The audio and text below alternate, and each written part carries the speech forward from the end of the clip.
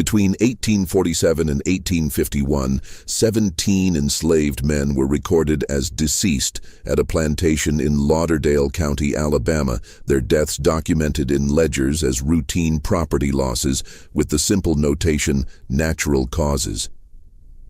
What made these deaths remarkable wasn't their number. Mortality rates on plantations were tragically high throughout the South, but rather the unusual pattern they followed.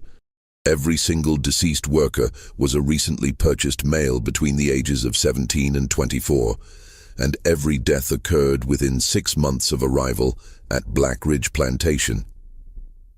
County purchasing records show that the plantation's owner, Cornelius Vanderhorn, paid premium prices for these workers between $800 and $1,000 each, yet recorded their deaths with the same clinical detachment one might use for broken farm equipment. During this same period, neighboring plantations reported dozens of escape attempts, yet Blackridge recorded none. The local sheriff visited the property once in response to an anonymous complaint, spent less than an hour on site, and filed a 3-word report. Matter resolved privately. Before we continue with the story of Blackridge Plantation and its unusual mortality patterns, I want to ask you something. This channel exists because viewers like you appreciate these historical investigations into forgotten mysteries. If you're listening from somewhere in the American South or anywhere else in the world, leave a comment telling us what state or city you're from. And please hit that subscribe button, because the documents that survived from Blackridge reveal a systematic pattern that challenges our understanding of plantation operations during the antebellum period. The story of Blackridge didn't emerge through scandal or contemporary investigation. It surfaced in 1909 when a courthouse fire inadvertently preserved documents that had been deliberately misfiled in the wrong county's archives for over 50 years.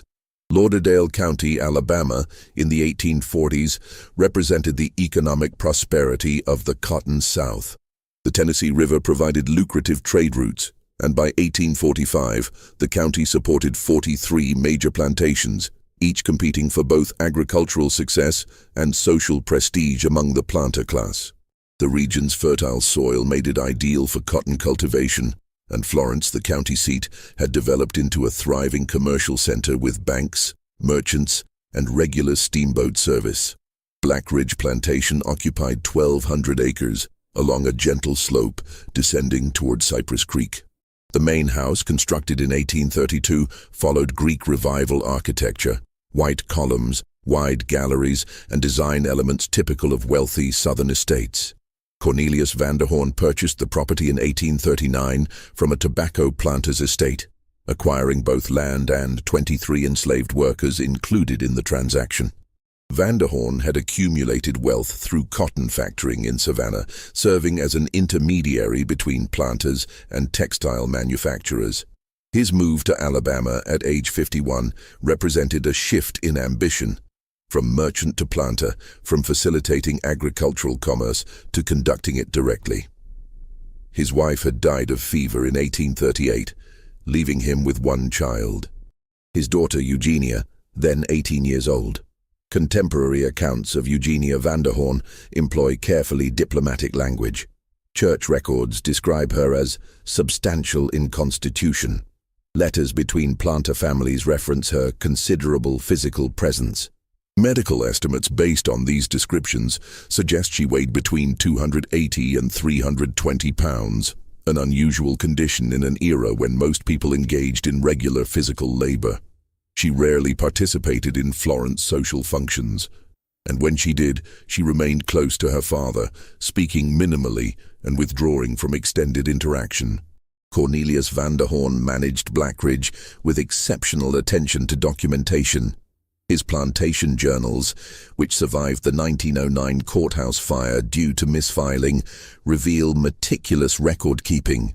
Every cotton bale was weighed and recorded. Every tool purchase included vendor information and cost. Every enslaved person was catalogued with estimated age, health assessment, work capacity, and known family connections. He hired Marcus Gritton, a Tennessee overseer known for maintaining efficient operations without excessive physical discipline, not from moral opposition to violence, but from the practical belief that damaged workers meant reduced productivity. Between 1839 and 1847, Blackridge's enslaved population grew from 23 to 41 people.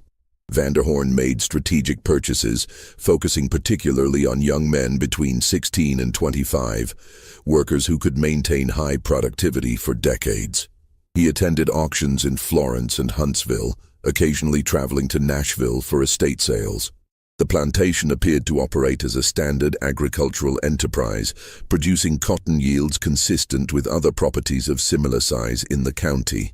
What county records and later testimony would reveal, however, was that beginning in 1847, Vanderhorn's purchasing patterns changed in ways that would only become clear years later.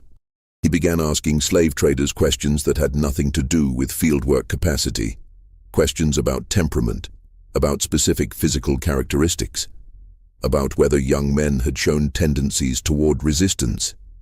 He was, it would later become apparent, shopping for something other than agricultural laborers. The first indication of unusual activity at Blackridge appears in Vanderhorn's March 1847 ledger entry for Isaiah Pruitt, age 19, purchased from a Huntsville trader.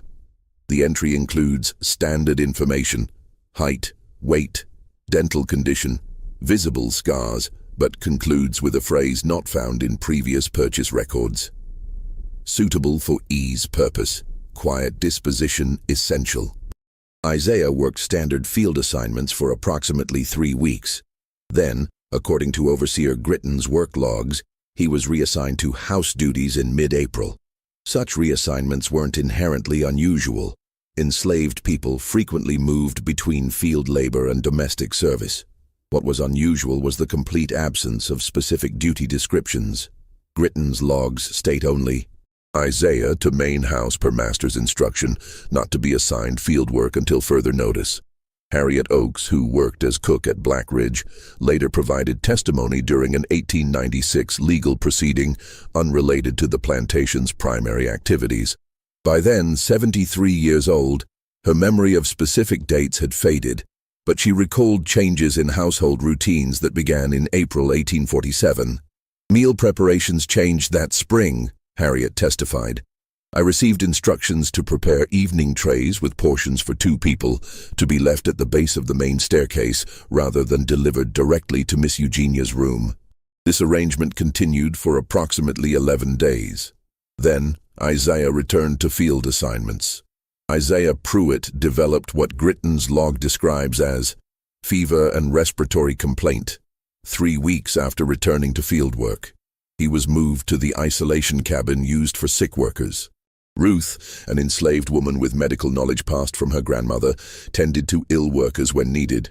According to statements her daughter later shared with a WPA interviewer in 1936, Isaiah's symptoms didn't match typical fever presentations common in the region. Isaiah died on June 2, 1847. Vanderhorn's ledger records: Isaiah, deceased, natural causes, fever, financial loss, $890. Below that appears, reassessment needed for durability factors. 8 weeks later, Vanderhorn purchased another young man, Thomas Belk, age 21, bought at a Florence auction in late July.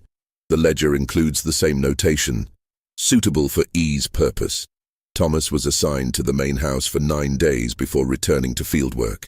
He died in mid-September, wasting sickness, according to Gritton's log. Another financial loss of approximately $900. In October, Vanderhorn purchased Jacob Reese, age 18. Jacob spent 2 weeks assigned to the main house. He died in early November. The pattern had established itself with mechanical regularity, though its full implications wouldn't become clear for years. Between June 1847 and December 1847, 3 strong young men died at Blackridge under similar circumstances. Each had been recently purchased at premium prices. Each had been temporarily reassigned from fieldwork to unspecified house duties. Each had died within weeks of returning to field assignments.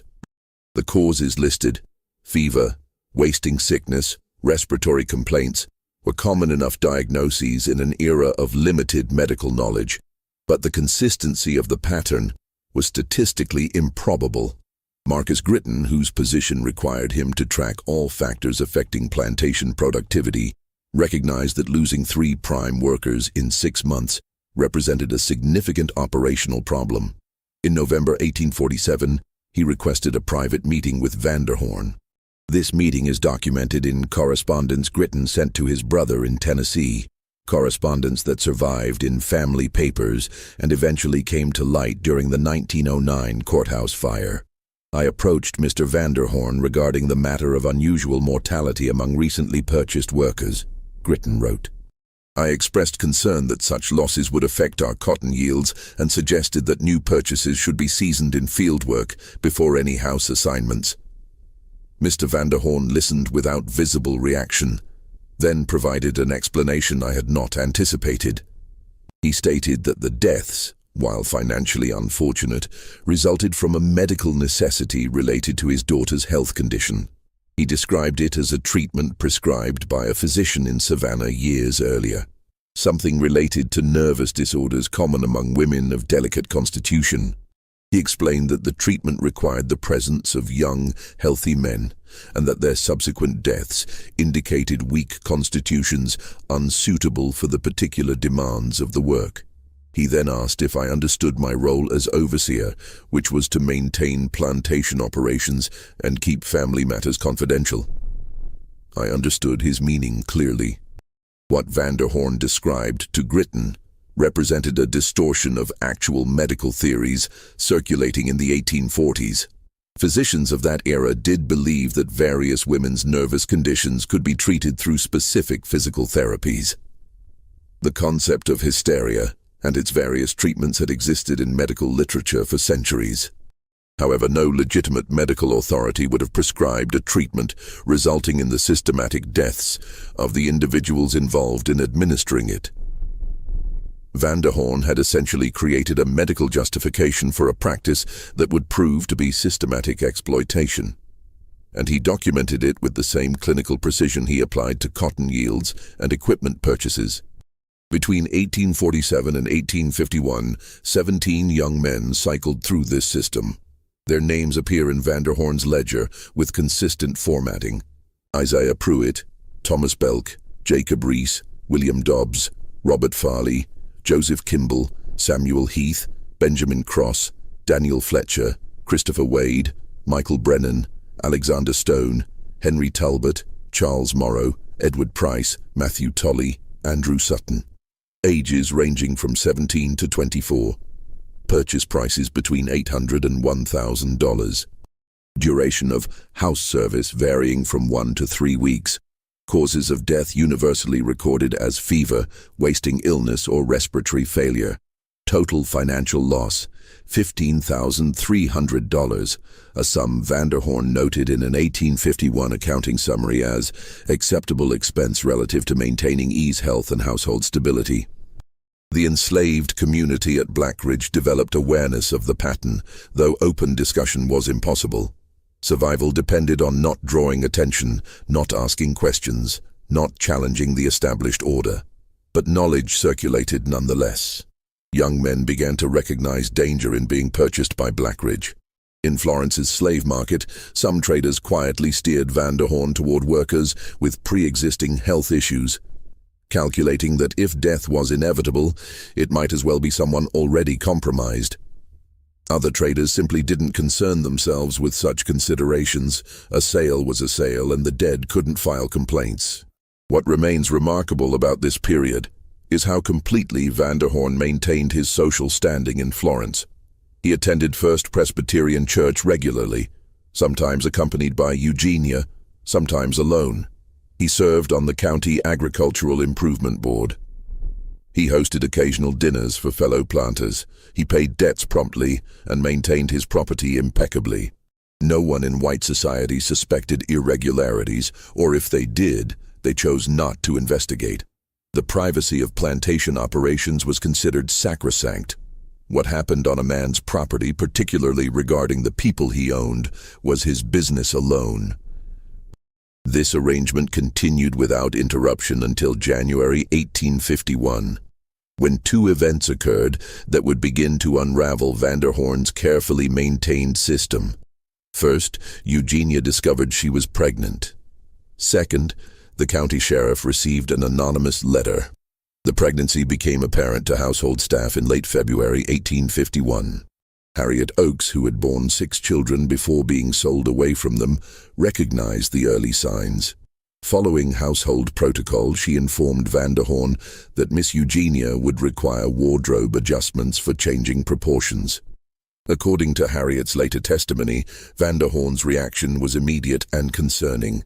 He appeared not angry, but genuinely frightened, as if confronting an outcome he hadn't properly planned for.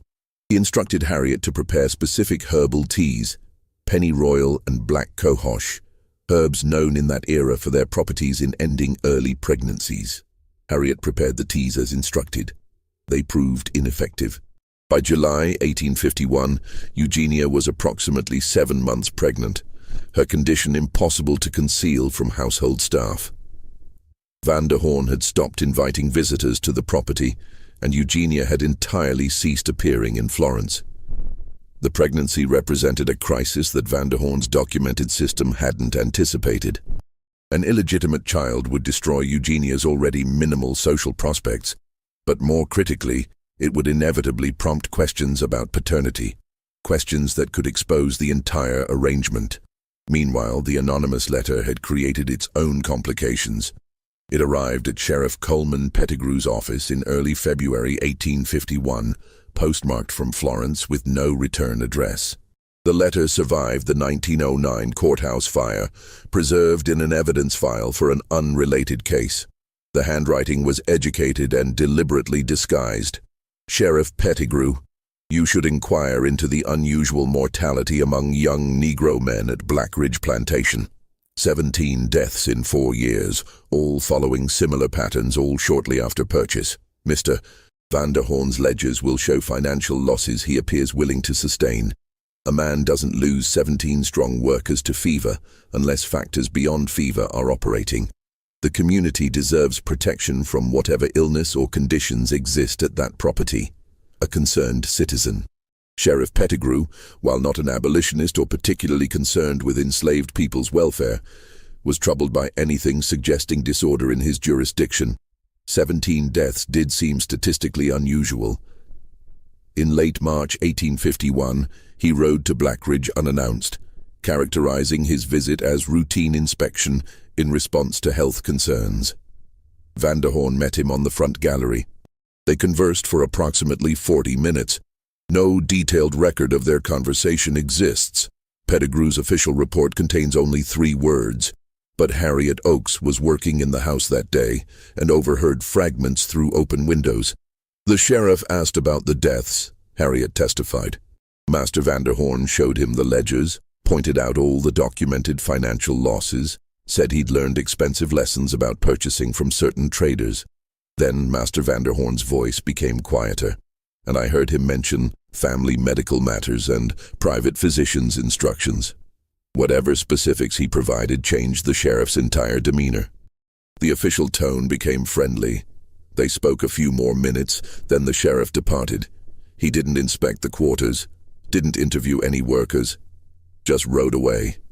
The official report filed March 24, 1851, stated only, "Matter resolved privately."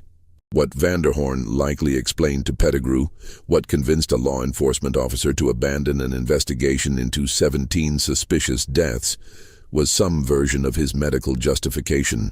He probably framed it as doctor-prescribed therapy for a women's nervous condition, something Pettigrew would recognize within the medical context of the era. He likely suggested that deaths resulted from unfortunate complications with weak constitutions, not deliberate harm. And critically, he probably reminded Pettigrew that what occurred between a master and his property, especially regarding family medical matters, fell outside legal jurisdiction. Pettigrew accepted this explanation. He wrote 3 words and closed the file. To pursue the matter further would mean exposing aspects of plantation life that polite society preferred to keep private. The extent to which enslaved people were used for purposes beyond labor, purposes that ventured into medical experimentation and personal exploitation. Investigating Blackridge too deeply meant acknowledging realities that threatened the entire social structure of the slaveholding South. The identity of the letter writer was never discovered. Someone with education, with access to information about Vanderhorn's purchases, with sufficient conscience or anger to risk exposure. But that person remained anonymous, and the letter achieved nothing beyond a perfunctory visit that changed nothing. By August 1851, Eugenia's pregnancy was undeniable. Vanderhorn had stopped purchasing young men after Matthew Tolley died in March. Whether because the sheriff's visit concerned him or because Eugenia's condition made continuing impractical, records don't specify. The household existed in tense quiet. Vanderhorn spent hours in his study, writing correspondence he burned after sealing. On September 14, 1851, Eugenia gave birth. Harriet Oakes and another enslaved woman named Dinah attended the delivery in Eugenia's bedroom. No doctor was summoned. No white midwife called. The baby was a boy, small but healthy, with skin tone noticeably darker than Eugenia's pale complexion and hair texture suggesting mixed parentage. According to Harriet's testimony, Eugenia held the child briefly, perhaps 5 minutes, before Vanderhorn entered the room. He looked at the infant once, then instructed Harriet and Dinah to prepare the child for travel. That night, Vanderhorn placed the infant in a wooden box lined with cotton wool and drove north toward the Tennessee River, accompanied by Harriet. What happened during that journey remained unclear in Harriet's testimony.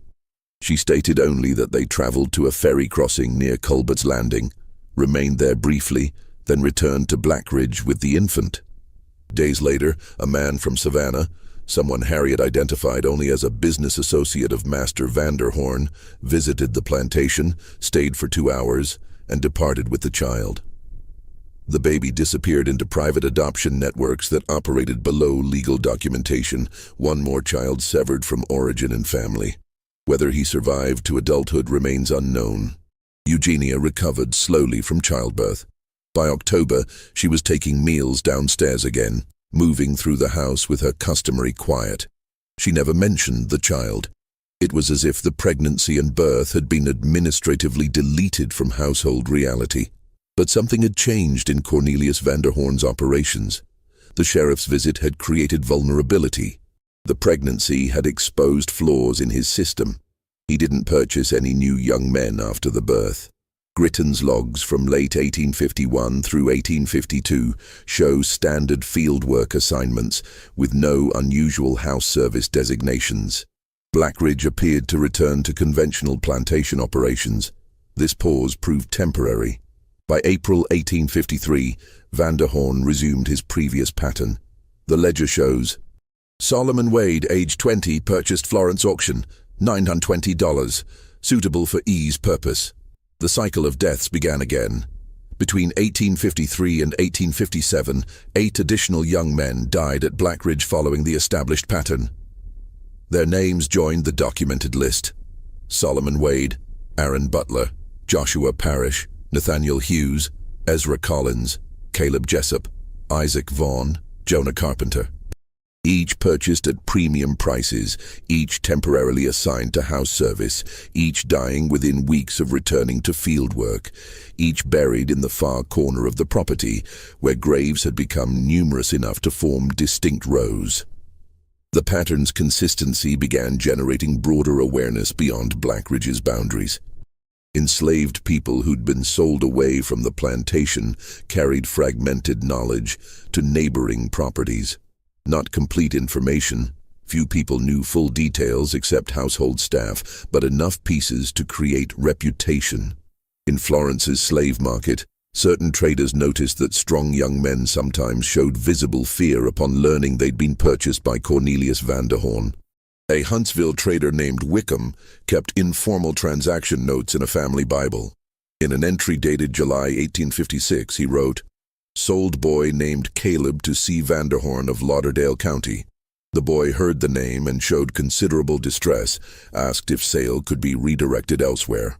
I informed him the transaction was complete. He asked if I was a Christian man. I confirmed I was. He requested I pray for him, stating he expected to die at that place. I thought his response dramatic at the time. Later learned he did indeed die, approximately 4 months after purchase. Gives one pause for consideration. Yet such considerations never translated into investigation. Questioning one planter's operations too closely might invite questions about others, and everyone preferred the existing arrangement where plantation affairs remained private. By late 1856, Cornelius Vanderhoorn's health had begun deteriorating. He developed symptoms consistent with what was likely prostate cancer, difficulty urinating, chronic lower back and abdominal pain, episodes of bleeding. By early 1857, his decline was visible. Significant weight loss, jaundiced complexion, increasing immobility. He could no longer travel to Florence for auctions or manage daily plantation oversight. Marcus Gritton, who'd served as overseer for 18 years, made a decision. In March 1857, he wrote to his brother, "Mr. Vanderhoorn is clearly failing. I estimate 6 months remaining at most. When he passes, I will be leaving this property. I've witnessed things here that weigh on my conscience, and I won't remain to serve his daughter when she inherits. Someone else can manage whatever Blackridge becomes next." Vanderhoorn died on August 11, 1857, at age 69. A doctor from Florence attended his final days, providing laudanum for pain management. The death notice in the Florence Gazette praised him as a pillar of agricultural excellence, devoted father, and gentleman of steady Christian principle. His funeral drew substantial attendance from the planter community. Eugenia inherited everything at age 36, the plantation, its 1,200 acres, and its 47 enslaved workers. Florence society quietly speculated about what the reclusive Miss Vanderhoorn would do with such a substantial operation. The general assumption was that she'd either sell the property or hire male relatives to manage it. Women weren't expected to run agricultural enterprises independently. She did neither. Marcus Gritton departed within 2 weeks of Vanderhoorn's death, exactly as he'd promised. The new overseer, Hollis Crenshaw, was 28 years old and unaware of Blackridge's history. He saw only a well-maintained plantation with good land and adequate workforce. He accepted Eugenia's employment offer in September 1857 and moved into the overseer's residence expecting straightforward agricultural management. For 4 months, operations proceeded normally. Cotton was harvested and sold. Winter preparations advanced on schedule. Eugenia remained in the main house, communicating through written instructions delivered by Harriet Oakes. Crenshaw began thinking that stories about the strange Miss Vanderhoorn were exaggerated. Then, in January 1858, Eugenia gave Crenshaw unusual instructions. She wanted him to purchase a specific individual, Lucas Thornberry, currently held in Florence jail on charges of attempted escape from a neighboring plantation. She wanted Crenshaw to negotiate his purchase and bring him to Blackridge within the week. Crenshaw initially questioned the wisdom of purchasing a convicted runaway. Such individuals often attempted escape again, and recovery costs rarely justified the discounted purchase price. But Eugenia insisted. Crenshaw traveled to Florence, negotiated with the sheriff, and paid $750 for Lucas Thornberry, whose crime was attempting to reach freedom and whose punishment was sail away from his family. Lucas arrived at Blackridge on January 19, 1858, in chains. He was 22 years old, strongly built from field work, his back showing scars from punishment received after his capture. Crenshaw expected Lucas would be assigned to the most demanding field work as both punishment and warning to other workers. Instead, Eugenia gave orders that confused Crenshaw entirely. Lucas was to be unchained, given quarters in a room adjacent to the kitchen, formerly storage space, now furnished with bed and chair, and provided with clothing superior to what field workers wore. He was to be fed from the main house kitchen. His duties were described vaguely as household maintenance and companionship. Just when we thought we'd seen it all, the horror in Blackridge intensifies. If this story is giving you chills, share this video with a friend who loves dark mysteries. Hit that like button to support our content, and don't forget to subscribe to never miss stories like this. Let's discover together what happens next, because what Eugenia created after her father's death would prove to be an evolution of his system, different in method, but equally disturbing in its implications. I didn't immediately understand what she meant by companionship. Crenshaw wrote years later in correspondence that surfaced during an 1889 court case. I thought perhaps she required someone for heavy lifting or household repairs. It took approximately 2 weeks before I understood the actual arrangement. When I did, I comprehended why Marcus Gritton had departed so quickly. What Crenshaw gradually understood was that Eugenia had modified her father's approach. Cornelius had cycled through young men until they died, treating them as expendable resources requiring constant replacement. This method had been expensive, dangerous, and ultimately unsustainable. Eugenia's modification was coldly practical. Instead of cycling through individuals, she would maintain one person permanently, keeping him in adequate health, creating a stable arrangement that wouldn't attract attention through frequent purchases or mysterious deaths. Lucas was given the room by the kitchen, furnished with items from unused bedrooms. He received adequate nutrition, including meat several times weekly, far better than typical field worker diets. He wasn't subjected to brutal agricultural labor. From an external perspective, Lucas had been given an enviable position: house service with minimal physical demands and superior living conditions. But every evening, Lucas was required to go upstairs to Eugenia's bedroom. The arrangement followed the pattern her father had established, but regularized and made permanent rather than temporary. Lucas understood his options.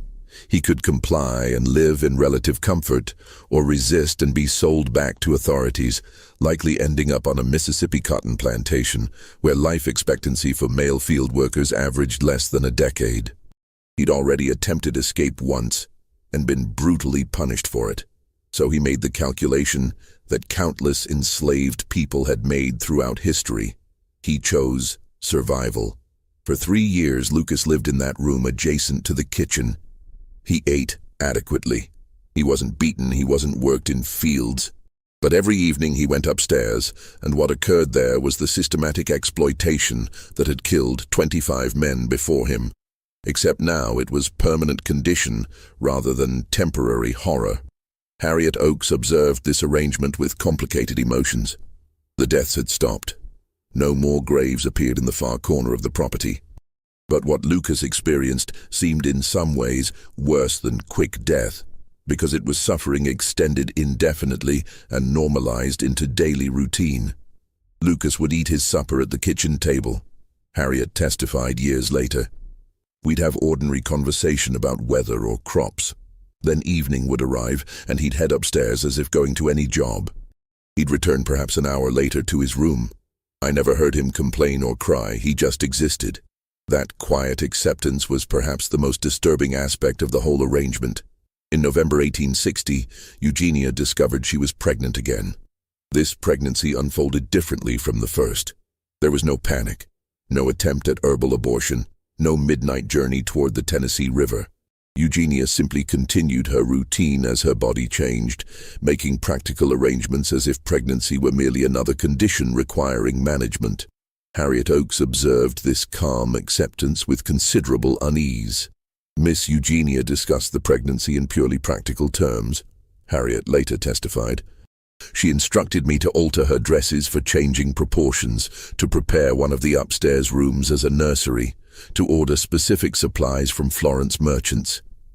She spoke about it the way one might discuss cotton planting schedules, purely administrative, without visible emotion. The pregnancy progressed through winter into early spring. During this period, Blackridge's operations continued with relative normalcy. Hollis Crenshaw managed fieldwork, overseeing cotton planting for the 1861 season. Lucas Thornberry maintained his established routine, living in the room by the kitchen, performing his assigned duties.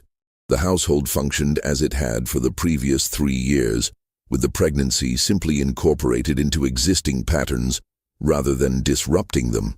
What made this pregnancy different from the first wasn't just Eugenia's emotional response.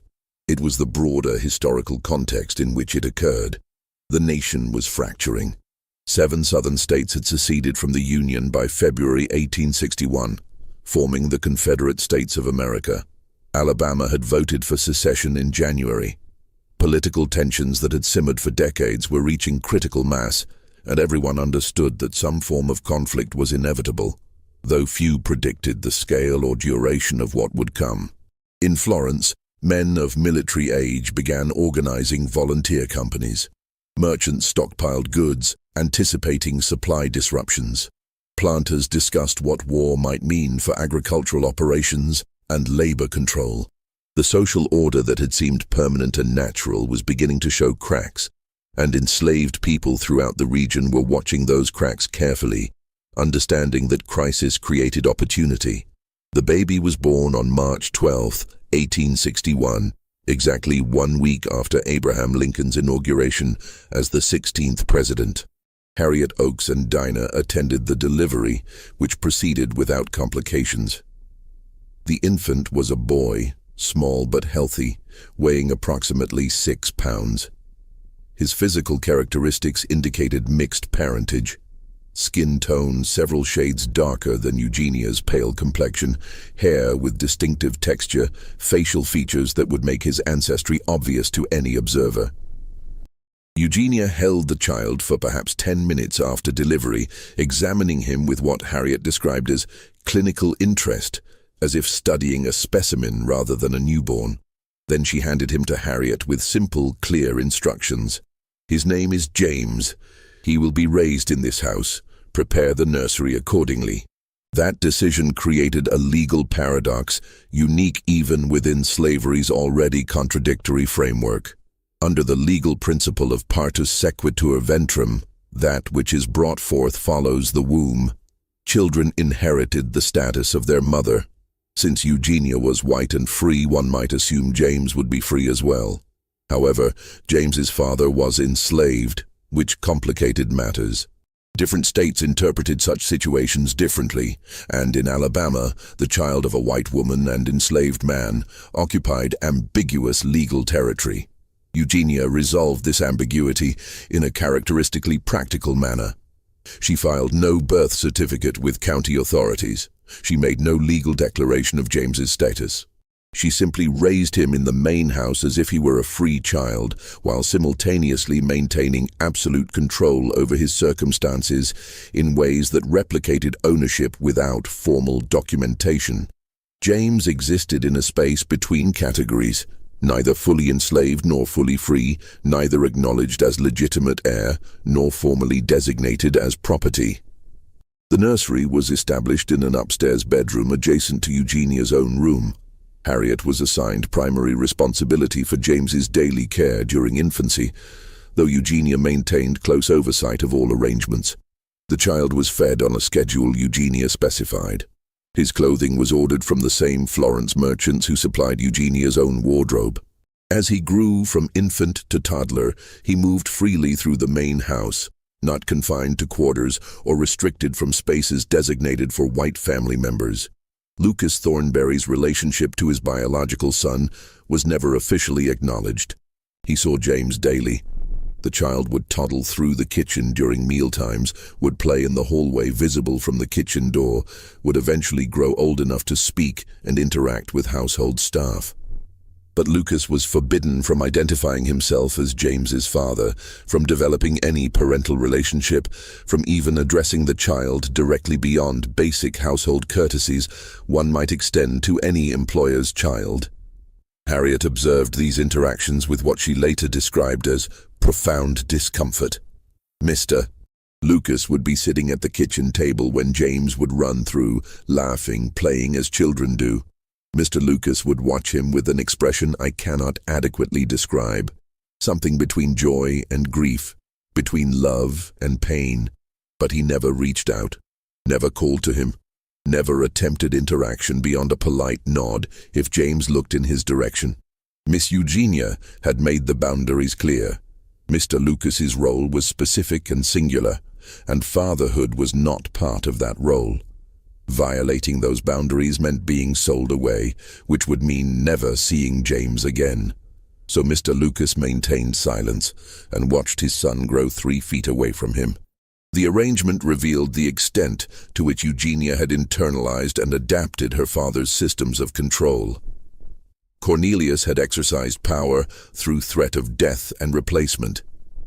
Eugenia exercised power through something more subtle and potentially more effective: the threat of permanent separation from the one thing that might give Lucas reason to endure his circumstances.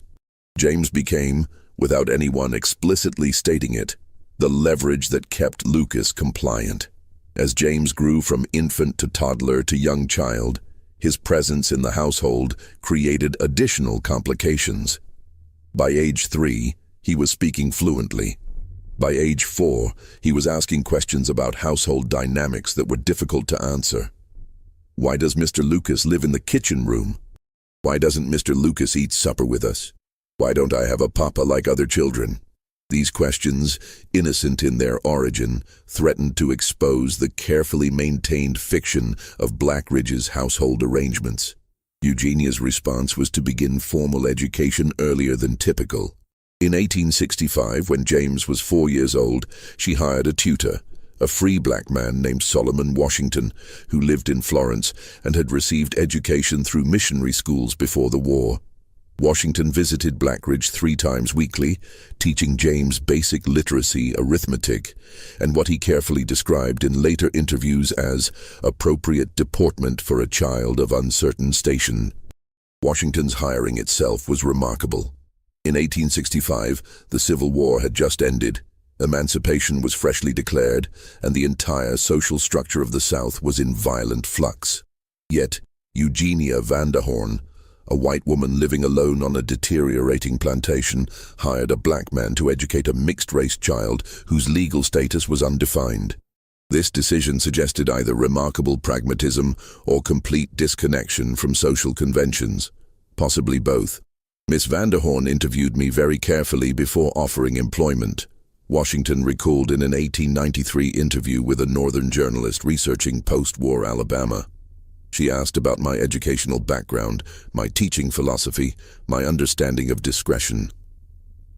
She made clear that James's education must be thorough, but that discussions of family matters were not appropriate subjects for instruction. I was to teach reading, writing, arithmetic, history, and geography.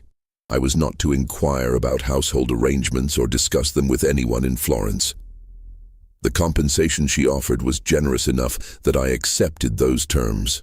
Washington taught James for 3 years, from 1865 to 1868. During that period, he observed a household that he described as profoundly abnormal, even accounting for the general abnormality of post-war plantation life.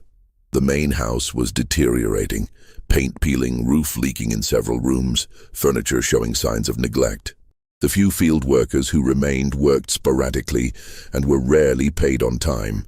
Eugenia herself appeared increasingly disconnected from practical reality, sometimes giving contradictory instructions, sometimes failing to respond to direct questions.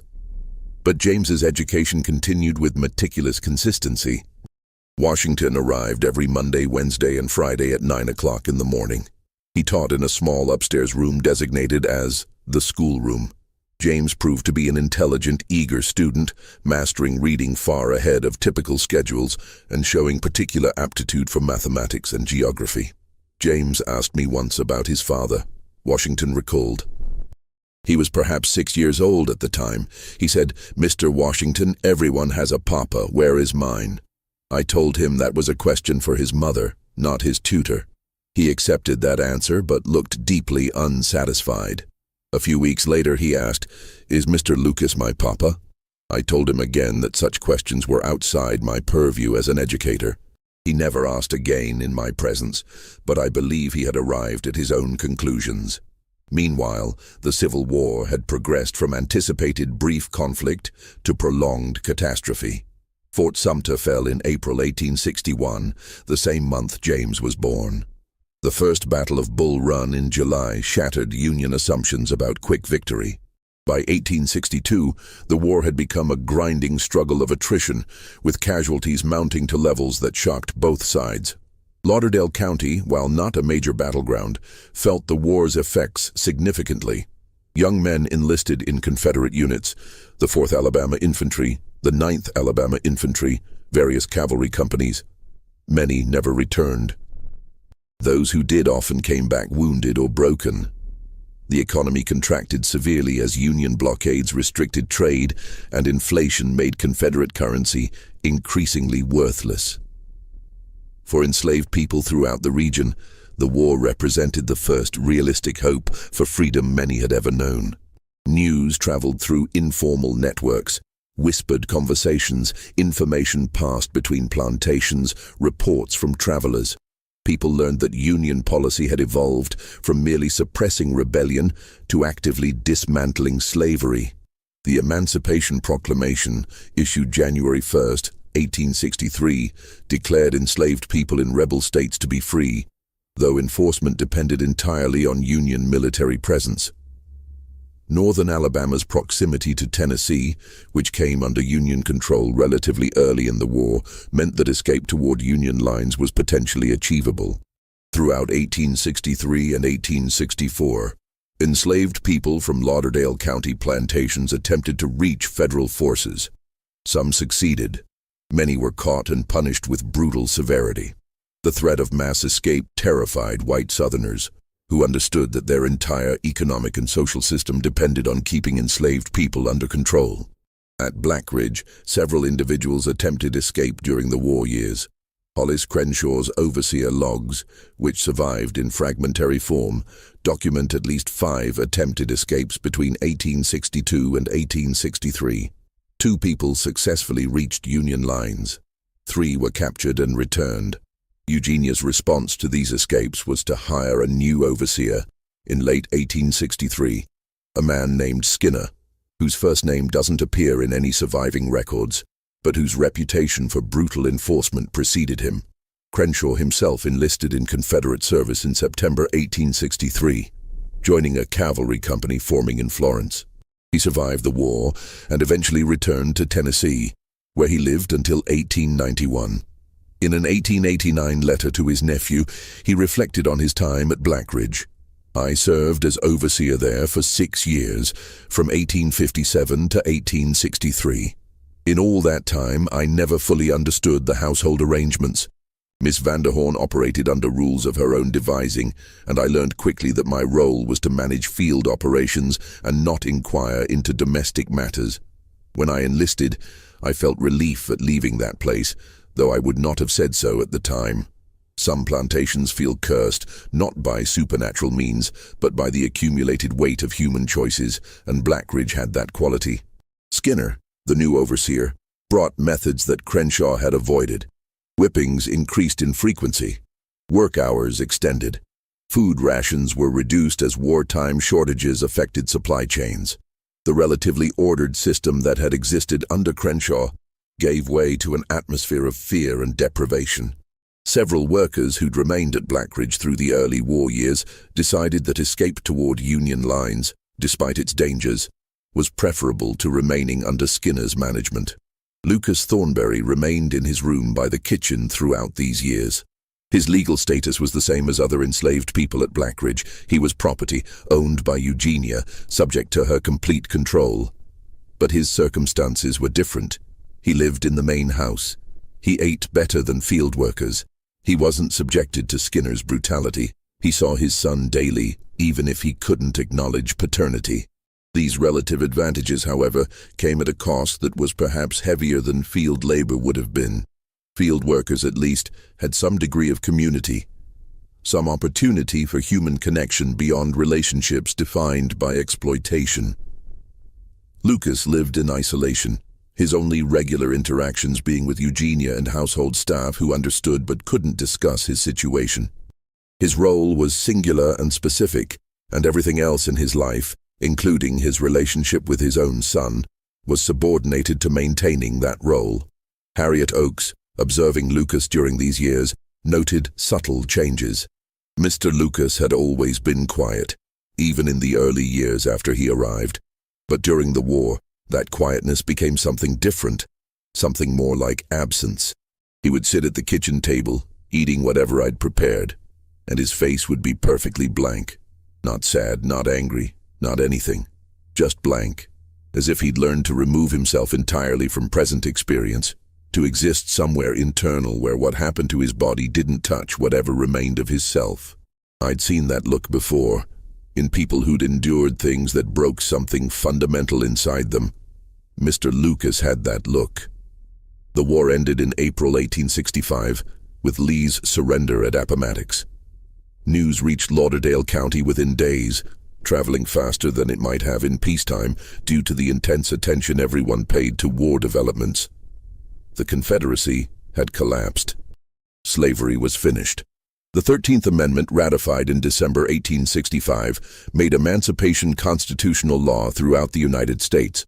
But freedom, when it came to northern Alabama, came as a complicated, dangerous negotiation rather than a simple declaration. Federal troops were present in the region but thinly spread. Many white Southerners were determined to restore antebellum racial control through different means: vagrancy laws, apprenticeship systems, labor contracts that replicated slavery in everything but name, and outright violence against black people who asserted their freedom too boldly. For formerly enslaved people, navigating this new landscape required careful calculation. Freedom was real, legally, definitively real, but survival in freedom required resources, opportunities, and protections that were scarce. Many people stayed on the plantations where they'd been enslaved, not because they wanted to, but because immediate alternatives seemed even more dangerous. At Blackridge, emancipation meant different things to different people. For most of the workers, it meant immediate departure. Within weeks of understanding that they were legally free to leave, approximately 30 of the 47 people who'd been enslaved there walked away. Some headed toward Florence, seeking wage labor in a town whose economy had collapsed, but which still offered more opportunities than plantation work. Others traveled north toward Tennessee, where Union military presence was stronger, and aid organizations had established operations to help formerly enslaved people transition to freedom. A handful of people stayed, negotiating labor contracts with Eugenia. These contracts, common throughout the post-war South, theoretically established employer-employee relationships with wages, specified work hours, and mutual obligations. In practice, they often replicated slavery's essential dynamics: black workers providing labor, white employers maintaining control, compensation being minimal or non-existent, and mechanisms for enforcement favoring employers overwhelmingly. The contracts at Blackridge were particularly problematic because Eugenia had no money to pay wages. The war had destroyed Southern currency. Confederate bonds and banknotes were worthless. Land had value in theory, but couldn't be converted to cash without buyers, and no one was buying plantation land in 1865. Eugenia offered deferred compensation, promises of future payment once cotton could be grown, harvested, and sold. A few desperate workers accepted these terms, having nowhere else to go and hoping that some payment would eventually materialize. Harriet Oakes was not among those who stayed. She was 65 years old in July 1865 when she left Blackridge. She'd been at the plantation since 1847, 18 years, and had witnessed the full scope of what occurred there. She carried no possessions when she left, wanting nothing that would connect her to that place. She settled in Florence, taking whatever washing and cleaning work she could find. Florence in 1865 was a town struggling to survive economic collapse. Businesses closed, buildings deteriorating, unemployment widespread. But it was still preferable to Blackridge.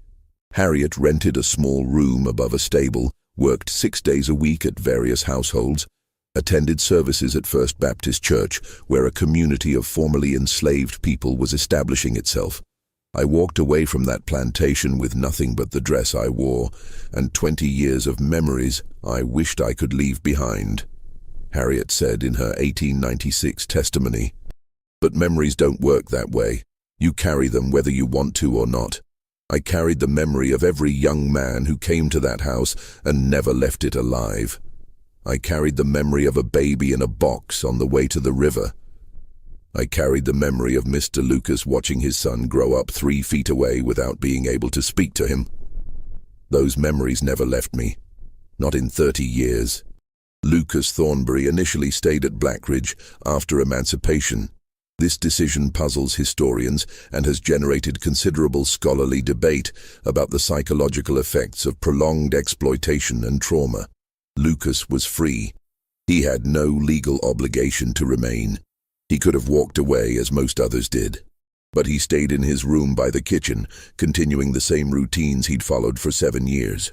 Various theories have been proposed to explain this decision. Some historians suggest Lucas stayed because of James, that seeing his son daily, even without being able to acknowledge paternity, was preferable to being separated from him entirely. Others argue that Lucas had been so psychologically damaged by his circumstances that he couldn't imagine alternatives, that 7 years of systematic exploitation had destroyed his capacity to envision different possibilities for his life. Still others suggest that Eugenia maintained some form of psychological control, that legal emancipation couldn't immediately break, that patterns of domination established over years don't disappear simply because laws change. The most disturbing possibility, suggested by Eugenia's own behavior during this period, is that she simply didn't acknowledge that emancipation applied to Lucas. She continued giving him instructions as if nothing had changed. She continued expecting him to fulfill his assigned role. And Lucas, for reasons that can only be speculated about, continued complying. Solomon Washington, James's tutor, observed these dynamics during his visits to Blackridge between 1865 and 1868. The household existed in a state of profound denial about the war's outcome and emancipation's reality, he recalled. Miss Vanderhorn conducted herself as if the social order remained exactly as it had been in 1860. She gave instructions to Mr. Lucas and to the few workers who remained as if they were still her property. Most remarkably, many of them complied, at least initially. It took time for people to understand that legal freedom meant they could actually refuse, actually leave, actually assert autonomy. That understanding came gradually, unevenly, differently for each person. By 1867, Blackridge had effectively ceased functioning as an agricultural operation.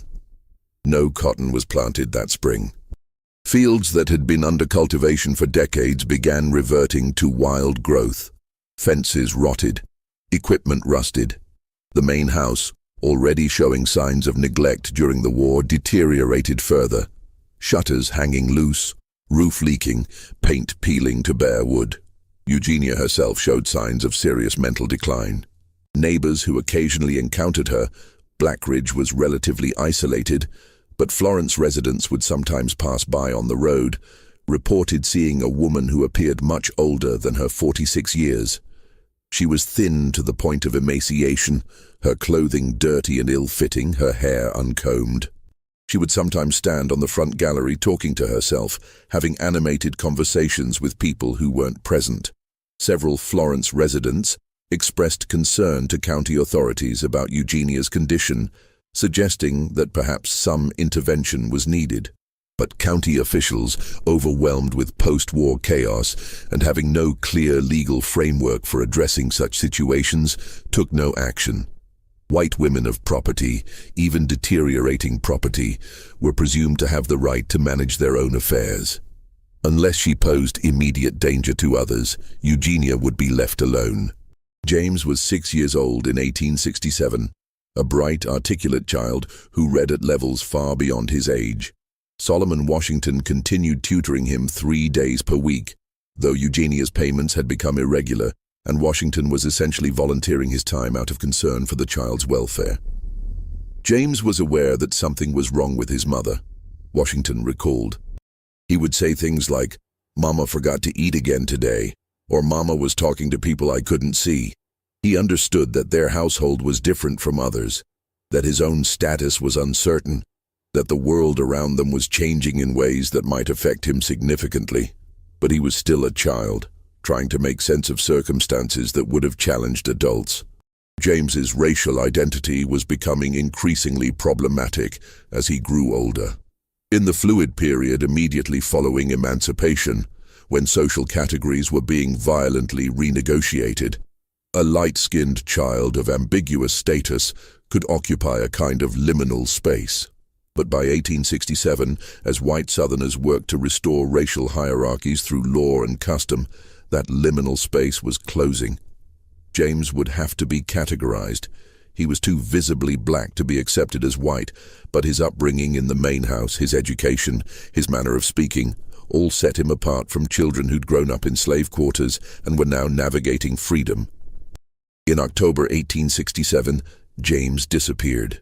The circumstances of his disappearance remain one of the most troubling unsolved aspects of the Blackridge case. No body was ever found. No witness reported seeing him leave or seeing anything happen to him. He simply ceased to exist in any documentation. No death certificate, no burial record, no census entry, nothing. Several theories have been proposed.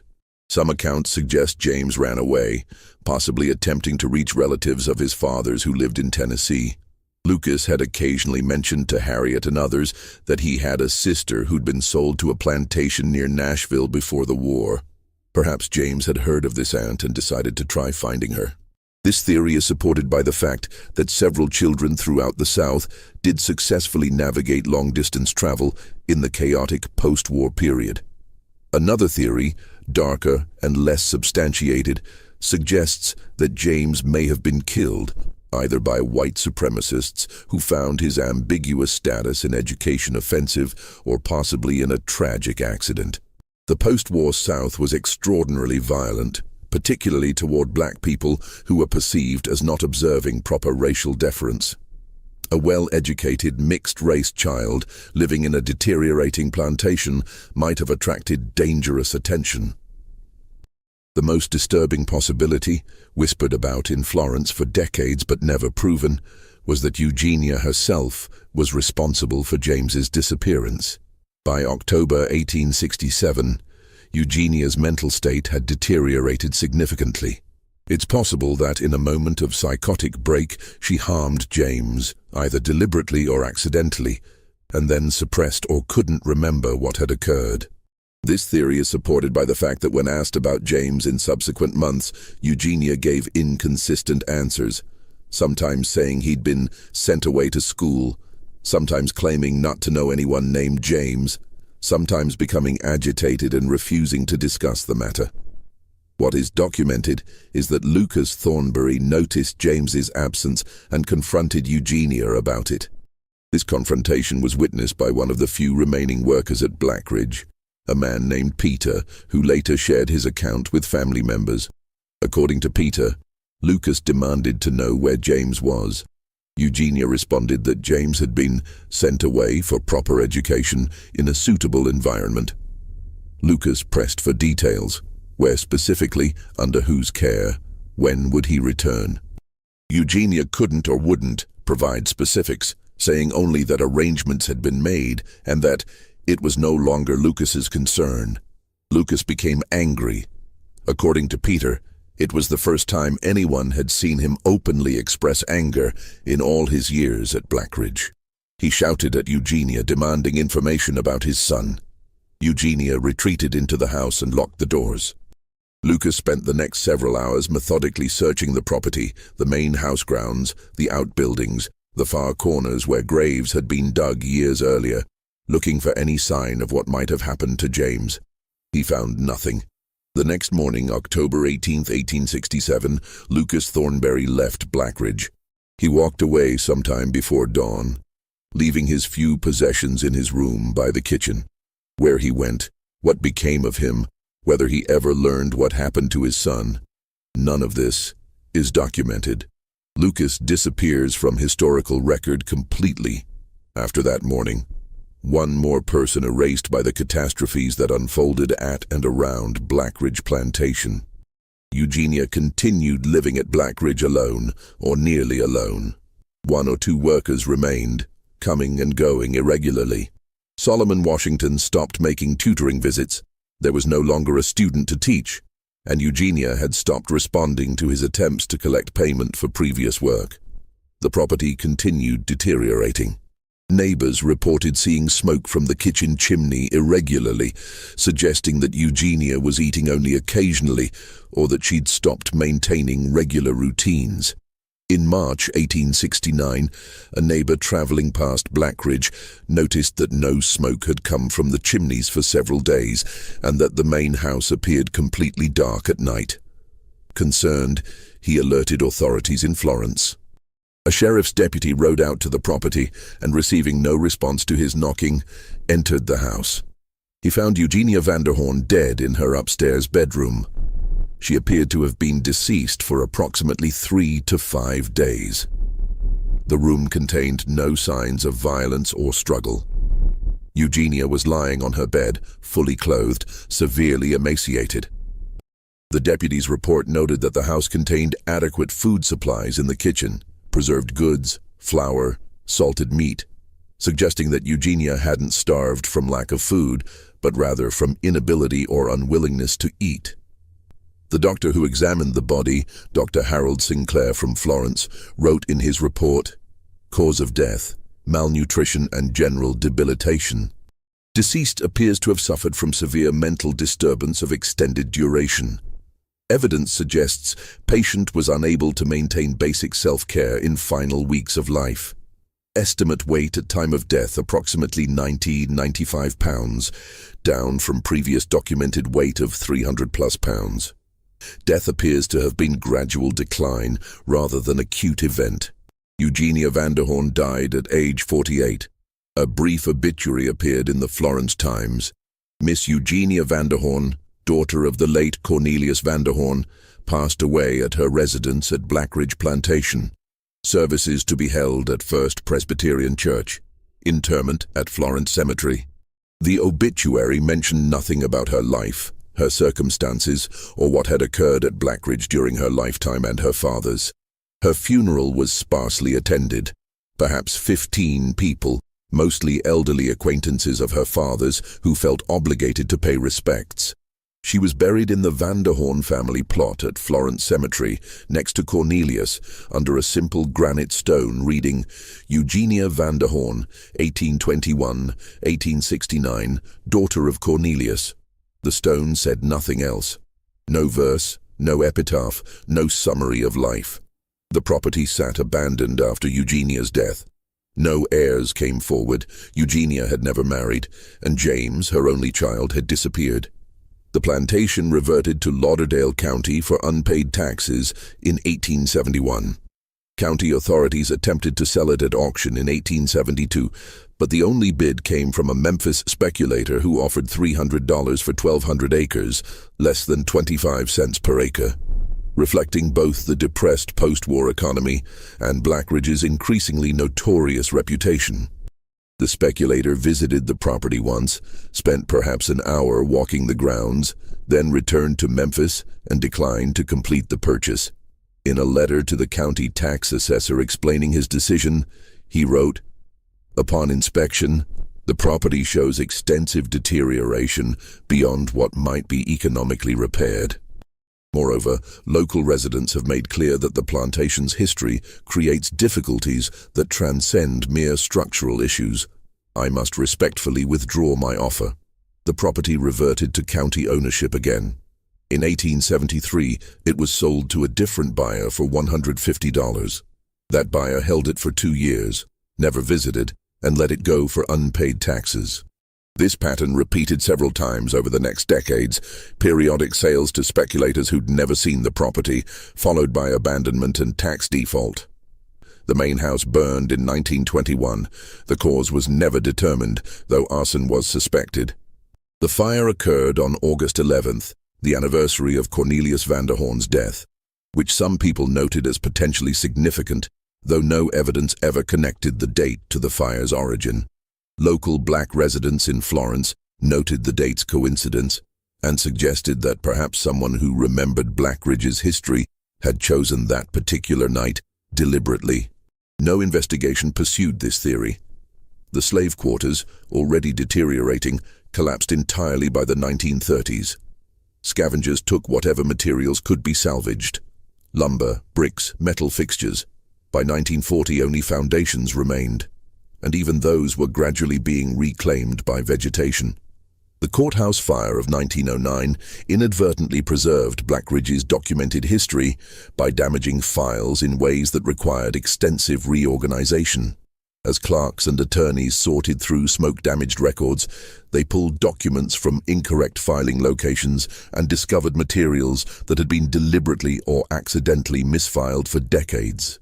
Robert Finch, a young attorney assigned to catalog recovered documents, found Cornelius Vanderhorn's Plantation journals filed with probate records from neighboring Colbert County. Completely wrong location, which explained why they'd never been examined during routine county record reviews. He also found Marcus Gritton's correspondence, Sheriff Pettigrew's files, ledgers documenting purchases and deaths, and dozens of other records that together painted a picture of systematic exploitation operating over decades.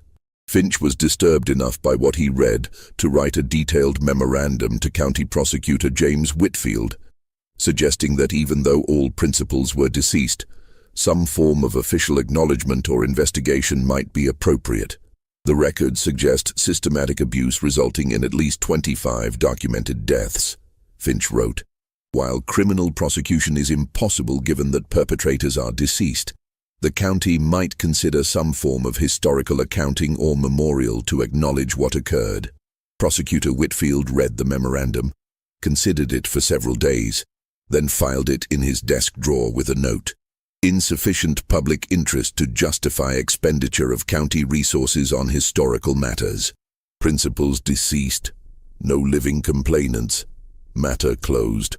The memorandum sat in that drawer until Whitfield retired in 1923, when it was discovered during office cleaning and eventually made its way to county archives. But the documents themselves survived, and in 1923, local historian Dorothy Fitzgerald discovered them while researching Lauderdale County's antebellum period.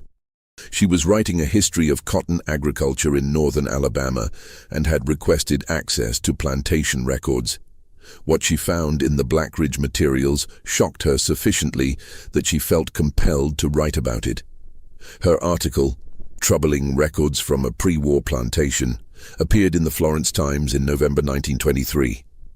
It was carefully worded, avoiding sensationalism while presenting the documented facts. 17 men purchased between 1847 and 1851, all dying within months of arrival, all under similar circumstances. 8 more deaths following the same pattern between 1853 and 1857. Ledger notations referring to ease purpose. Correspondence describing medical necessity. The complete absence of investigation or accountability. The article generated brief local controversy. Several letters to the editor appeared over the following weeks, some expressing shock, some dismissing the findings as exaggerated or misinterpreted, some arguing that dwelling on past events was unhelpful when the region was trying to rebuild and move forward. Within a month, the controversy had faded, displaced by more immediate concerns of the 1920s South. Harriet Oakes's 1896 testimony survived because it had been embedded in a completely unrelated legal proceeding. In 1895, a property dispute arose regarding land boundaries between 2 farms that had been carved from the former Blackridge plantation. Attorneys for both sides sought testimony from elderly residents who remembered the property's original configuration and landmarks. Harriet was 73 years old when attorneys located her in Florence. She agreed to provide testimony, appearing at a deposition in March 1896. The attorneys asked her about fence lines, creek boundaries, road locations, technical questions about property geography. But, as Harriet described the plantation's layout, she began including details about its operations, its inhabitants, its history. The attorneys initially tried to limit her testimony to relevant geographic facts. But as Harriet continued talking, describing the main house, the quarters, the far corner where graves had been dug, they realized they were hearing something historically significant. One attorney, Thomas Breckenridge, asked if Harriet would be willing to provide expanded testimony about her experiences at Blackridge. even though such testimony wasn't directly relevant to the property dispute.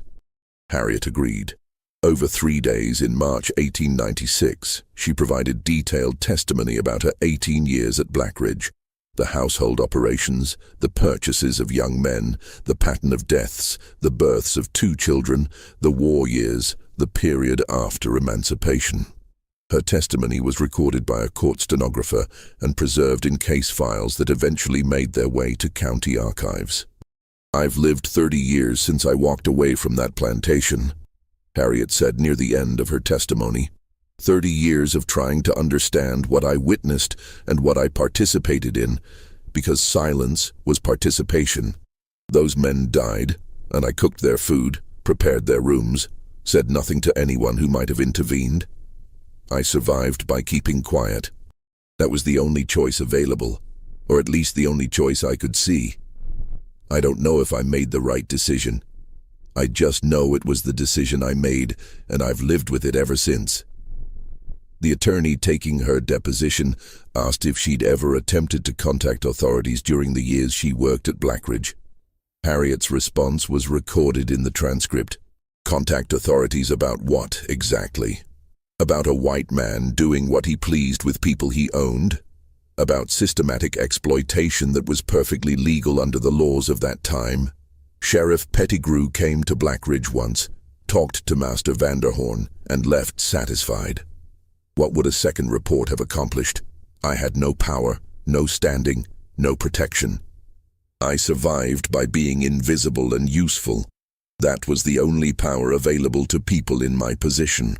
The land that was Blackridge Plantation is now divided among approximately 8 different properties, small farms, scattered houses, some acreage that remains wooded. None of the current owners have any connection to the original plantation or knowledge of its history beyond what they might have read in Dorothy Fitzgerald's 1923 article, if they're aware of it at all. The graves are lost. Cornelius Vanderhorn's ledgers documented 25 deaths between 1847 and 1857, but the graves were never marked with headstones or formal markers. They were located in what the ledger described as far northeast corner of property, beyond tree line. Modern property divisions make identifying that location impossible with certainty. The graves are somewhere within those 1,200 acres, now owned by multiple people, reclaimed by decades of vegetation growth, unmarked and unmourned, except in historical documents that most people will never read. The names survive only in ledger entries. Isaiah Pruitt, Thomas Belk, Jacob Rees, William Dobbs, Robert Farley, Joseph Kimball, Samuel Heath, Benjamin Cross, Daniel Fletcher, Christopher Wade, Michael Brennan, Alexander Stone, Henry Talbot, Charles Morrow, Edward Price, Matthew Tully, Andrew Sutton, Solomon Wade, Aaron Butler, Joshua Parrish, Nathaniel Hughes, Ezra Collins, Caleb Jessup, Isaac Vaughan, Jonah Carpenter. Men who were purchased, exploited and disposed of with the same administrative precision used for agricultural equipment. Men whose deaths were recorded as acceptable business expenses. Men whose lives and deaths went uninvestigated, unacknowledged, unremembered except as financial losses in a plantation account book. This case reveals how systematic exploitation can operate behind facades of respectability, how meticulous documentation can record atrocity with the same clinical detachment used for cotton yields, how entire communities can maintain silence in the face of known horror because challenging it would threaten social structures that benefit those with power. Cornelius Vanderhorn died peacefully in his bed, praised in obituaries, mourned by the planter community, buried with honor in Florence Cemetery. He was never investigated, never questioned by authorities beyond one perfunctory visit, never held accountable for 25 documented deaths that occurred under his control. His system of exploitation was protected by law, by custom, by the deliberate blindness of a society that preferred not to examine what happened to black bodies on white men's property. Eugenia Vanderhorn existed in a complicated space, initially victimized by her father's control, yet ultimately replicating his systems in modified form. She adapted his methods, making them sustainable rather than cyclical, permanent rather than temporary. Whether she understood herself as continuing abuse or simply managing her household according to learned patterns is unknowable. She left no diary, no personal letters, no explanation for her choices. She died alone. Her son disappeared. Her property abandoned. Her story preserved only in documents that recorded facts without explaining the psychology behind them. Lucas Thornberry and James Vanderhorn both disappeared from historical record entirely. Lucas in 1867, James possibly earlier. Whether they survived, where they went, whether they ever found freedom or peace, none of this is documented. They exist only as names in testimony and ledgers, people whose full lives and fates remain unknown. What do you think of this story? The documents preserved through accident and misfiling suggest this is what occurred at Blackridge, but documents only capture what someone chose to record. How many other plantations operated similar systems that were successfully hidden? How many other Cornelius Vanderhorns purchased, exploited, and disposed of human beings with administrative precision while maintaining complete social respectability? How many stories remain buried in courthouse basements, in family Bibles, in the memories of descendants who carry knowledge of atrocities their ancestors witnessed or survived? Leave your comment below. If you enjoyed this historical investigation and want more stories exploring forgotten or suppressed aspects of American history, subscribe, hit the notification bell, and share with someone who appreciates dark historical mysteries. See you in the next video.